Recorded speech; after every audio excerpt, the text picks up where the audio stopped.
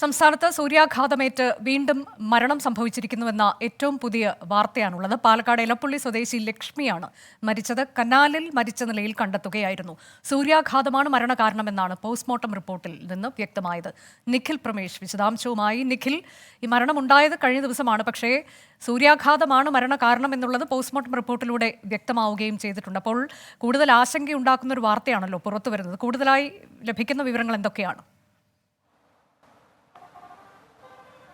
അനുജ, തീർച്ചയായും ആശങ്കപ്പെടേണ്ടുന്ന വാർത്ത തന്നെയാണ്. കാരണം പാലക്കാട് ജില്ലയിൽ ഉഷ്ണതരംഗം നിലനിൽക്കുന്നത് കൊല്ലുന്ന ചൂടായി മാറുന്നു എന്ന് വേണം നമുക്ക് ഈ ഘട്ടത്തിൽ മനസ്സിലാക്കാൻ. ഒരാഴ്ചക്കിടെ മരിക്കുന്ന മൂന്നാമത്തെ ആളാണിത്. ഒരാൾ സൂര്യാഘാതമേറ്റും, രണ്ടുപേർ ഇപ്പോൾ സൂര്യാഘാതമേറ്റും, ഒരാൾ നിർജ്ജലീകരണം മൂലവുമാണ് മരിച്ചത്. അങ്ങനെ ആകെ മരിച്ചവരുടെ എണ്ണം 3 മാറുകയാണ്. പാലക്കാട് ജില്ലയിൽ കഴിഞ്ഞ ദിവസമാണ് ഉഷ്ണതരംഗം കേന്ദ്ര കാലാവസ്ഥാ വകുപ്പ് സ്ഥിരീകരിക്കുന്നത്. ജില്ലയിലെ എല്ലാ വെതർ സ്റ്റേഷനുകളിൽ നിന്നും ലഭ്യമാകുന്ന വിവരങ്ങൾ പ്രകാരം 41 ഡിഗ്രിക്ക് മുകളിലാണ് ജില്ലയിലെ താപനില. അത് കൂടുകയുള്ളൂ. അതായത് എല്ലായിടങ്ങളിലും 41 ഡിഗ്രിക്ക് മുകളിലാണ് ചൂട്. എവിടെയും അതിൽ കുറവ് രേഖപ്പെടുത്തുന്നില്ല. ഇത് ഏതാനും ദിവസങ്ങൾ കൂടി സമാനമായിട്ടുള്ള സാഹചര്യം തുടരുമെന്ന് തന്നെയാണ് കേന്ദ്ര കാലാവസ്ഥാ വകുപ്പ് അറിയിക്കുന്നത്. അതുകൊണ്ട് സ്വാഭാവികമായിട്ടും ആശങ്കപ്പെടേണ്ടുന്ന സാഹചര്യം തന്നെയാണ്. ഇതിപ്പോൾ മരിച്ചത് എലപ്പുള്ളി സ്വദേശിനിയായിട്ടുള്ള ലക്ഷ്മി എന്ന 90 വയസ്സുള്ള അമ്മയാണ്. അവർ കനാലിൽ വീണ് കിടക്കുന്ന നിലയിൽ അവരെ കാണുകയായിരുന്നു. തുടർന്ന് പോസ്റ്റ്മോർട്ടം നടത്തിയപ്പോഴാണ് ഇത് സൂര്യാഘാതമേറ്റുള്ള മരണമാണ് എന്ന് മനസ്സിലാവുന്നത്. അവരുടെ സംസ്കാര നടപടികളെല്ലാം ഇതിനോടകം തന്നെ പൂർത്തിയായി കഴിഞ്ഞു. ഇതുകൂടാതെ നേരത്തെ നിർജ്ജലീകരണം മൂലം അട്ടപ്പാടിയിൽ ഒരാൾ മരിച്ചിരുന്നു.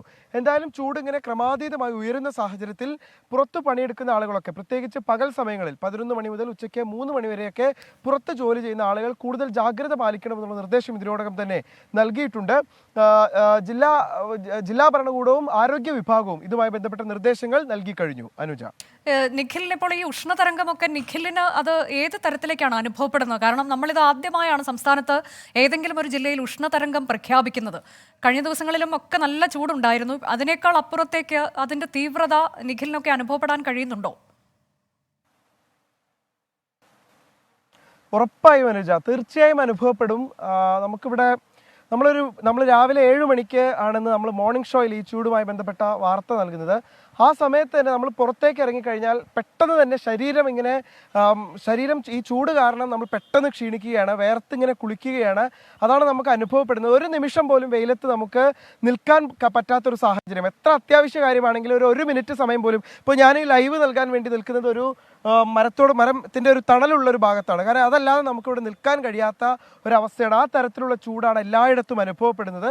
അതുകൊണ്ട് തന്നെ സ്വാഭാവികമായിട്ട് ആളുകൾ ഇപ്പോൾ പുറത്തിറങ്ങുമ്പോൾ കുടയെടുത്തും വെള്ളം കരുതിയും ഒക്കെയാണ് യാത്ര ചെയ്തുകൊണ്ടിരിക്കുന്നത്.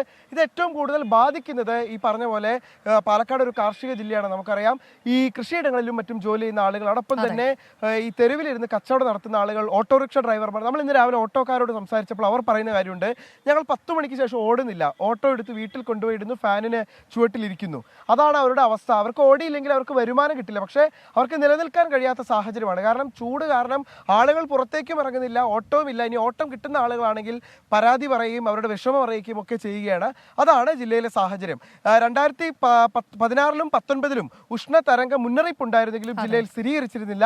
എന്നാൽ ഈ വർഷം അത് സ്ഥിരീകരിച്ചിരിക്കുകയാണ്. ഏതാനും ദിവസം കൂടി ഇത് തുടരുമെന്നാണ് കേന്ദ്ര കാലാവസ്ഥാ വകുപ്പ് അറിയിക്കുന്നത്. അതാണ്, വരും ദിവസങ്ങളിലും കടുത്ത ചൂട് തുടരുമെന്നുള്ളതാണ്. നിഖിൽ, ഏതായാലും ശ്രദ്ധിക്കുക, ജലം കുടിക്കുക, അതുപോലെ തന്നെ തുറന്ന വെയിലൊക്കെ ഉള്ളപ്പോൾ കൂടുതൽ സമയം വെളിയിൽ നിൽക്കാതിരിക്കുക.